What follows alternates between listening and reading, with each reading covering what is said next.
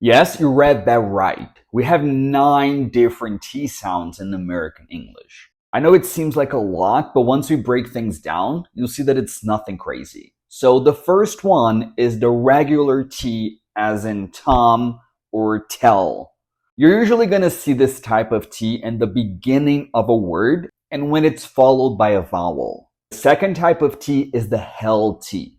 You're usually going to see this one here at the end of words and before consonants within words. For example, cat, cut, Robert.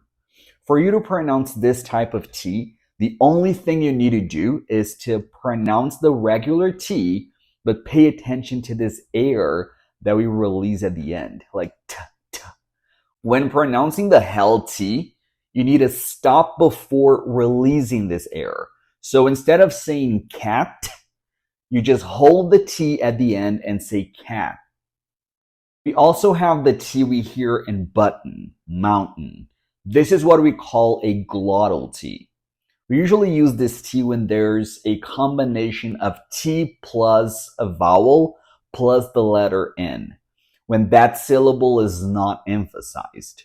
This T, you're going to feel it down here in your throat. For this one, I like to tell people to say uh-oh, so you feel this stop between and O, but you put your tongue behind your upper teeth and say For example, button, mountain. This next one is the easiest one because we don't even pronounce the T here. The T is there in the word, but we don't pronounce it. For example, an international, interview, plenty. You're going to hear some people pronouncing this T. It doesn't mean that it's wrong. It's just more common not to pronounce it. It's common to see this type of T when the letter T comes after the letter N. This next one here is the one I see people complaining about the most. It's the T in butter, water. Some people call it flap T, some people call it tap T, some even call it fast T. You're going to see this T when it comes between vowel sounds.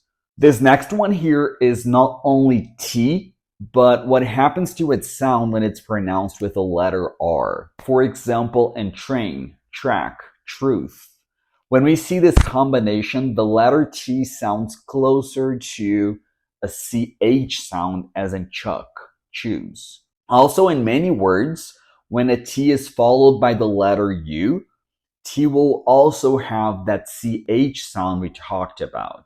For example, virtual, statue. And also when one word ends with the letter T and the next word begins with the letter Y, the letter T will have the CH sound to connect with Y.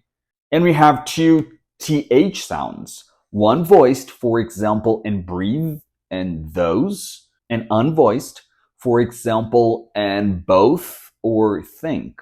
Well, now that you know, try to pay attention and see if you recognize which T sound you hear.